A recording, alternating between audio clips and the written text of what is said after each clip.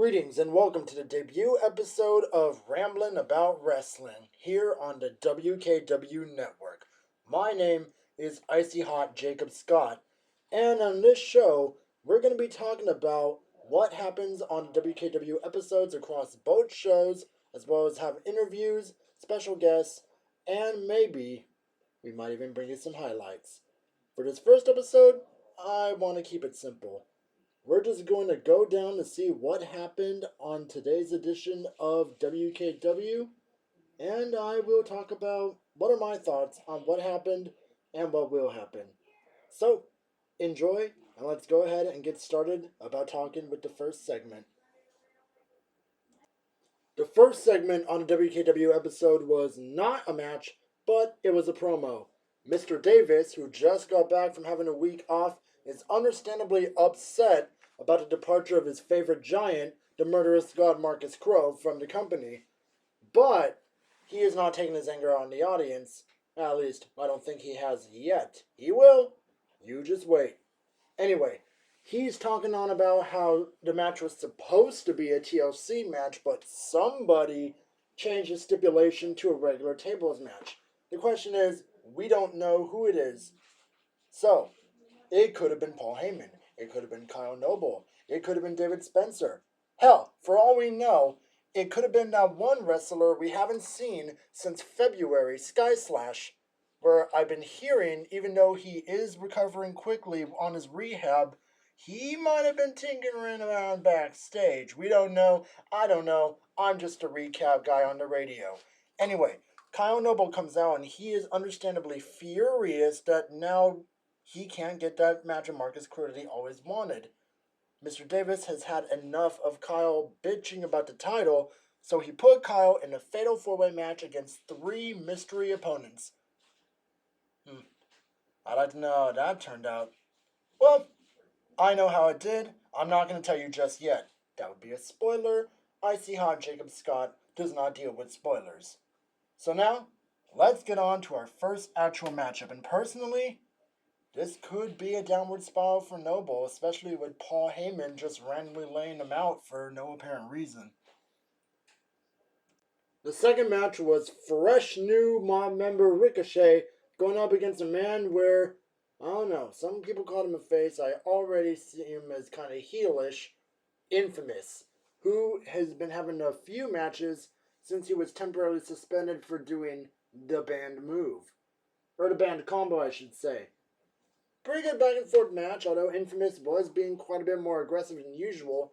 I would assume over anger over being suspended. I'm sure you probably didn't know it.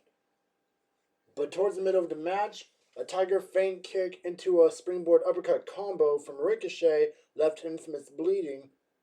And that flipped a switch in Infamous, where he was going for the banned combo again.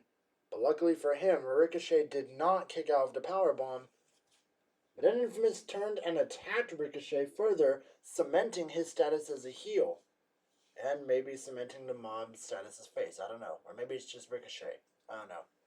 Anyway, Infamous, your winner via brutal powerbomb. And to be honest, I think it might be just something in real life. I would like to see more Ricochet victories. Now that he's the mob, I'm sure he'll have backup. Eventually.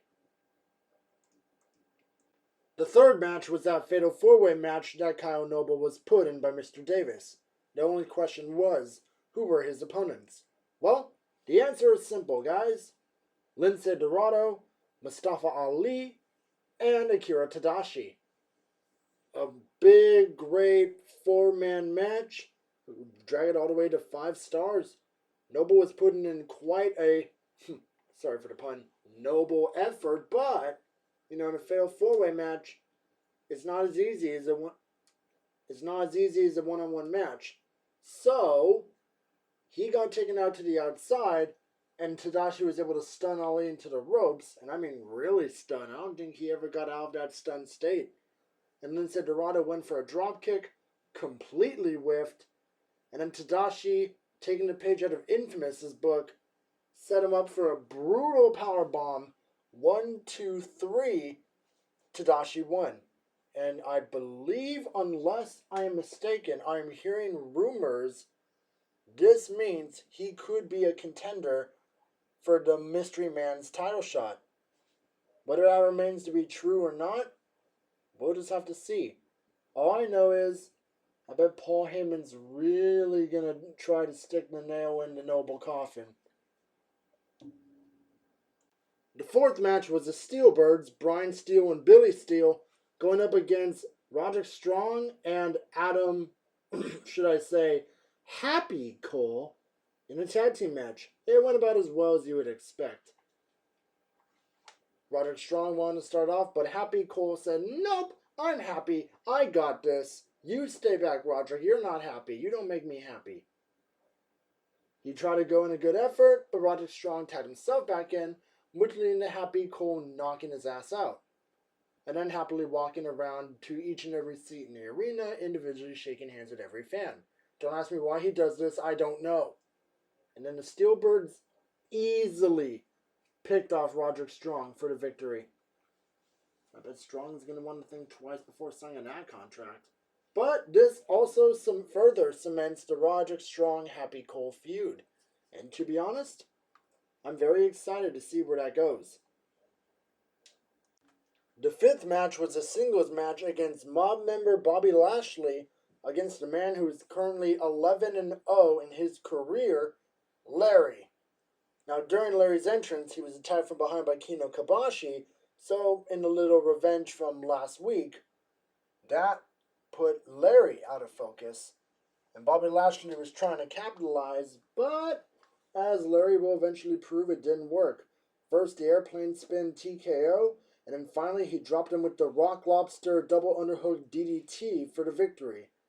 1, 2, 3, your winner and currently 12-0 in his career, Larry. Now, personally, with an undefeated streak that long and that quickly from a rookie, I really think Larry's going to be going places. Personally, I see him as being up there among Rookie of the Year. Might even be Breakout Star of the Year if he keeps going out, that would certainly be one hell of an accolade for such a young talent. Not to mention, it would once again have him one up Kino Kabashi, and he would love that. The sixth match was not the main event, but in my personal mind, I will have to give it the Icy Hot Frost Burn match of the night. Now, it was yet another match featuring M-Con and Dominite, currently still undefeated since they got their hands on their titles. This was a non-title match, but their opponents put up one hell of a fight. Yamashita, who made an interesting appearance in the earlier episode as an opponent for Dylan Casey, had a friend with him.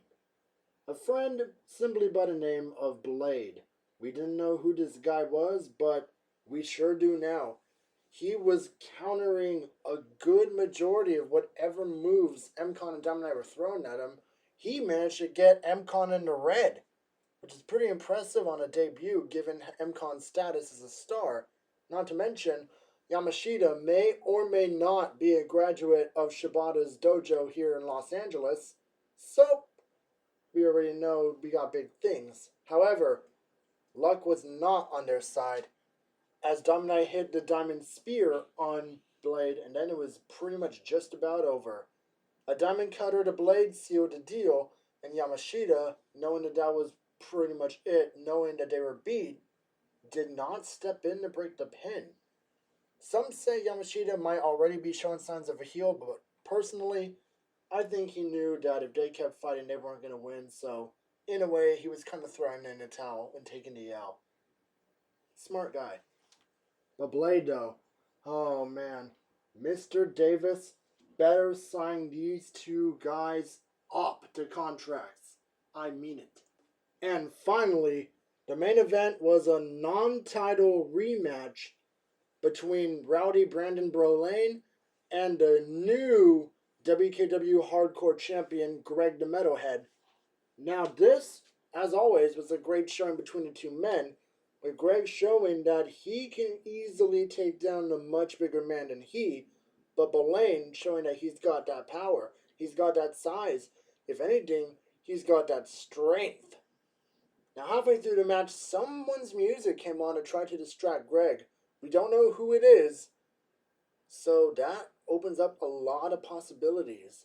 The only person who I don't think it was, and personally, I'm hoping it's not because it would lead to yet another potential feud, is Grim Wolf.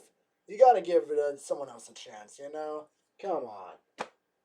So, try towards the end, Greg was looking to finish off Brolane, but Brolane countered it into that unique German suplex of his for the non-title win, which means Rowdy Brandon is once again a contender, which means come the next pay-per-view, we're going to have a rematch between them. If not at the pay-per-view, then sometime down the line. Before or after, I don't know. Well, that will just about do it for the debut episode of Ramblin' About Wrestling. And personally, I'm excited to see where this goes. And I'm really excited about the episode of WDW. So I've heard for the longest time they've always had the higher ratings. And now it'll finally be my chance to review and talk about what goes on in WDW. So for everyone here at WKW Studios, this is Icy Hot Jacob Scott saying, feel the burn, fear the cold, and good night.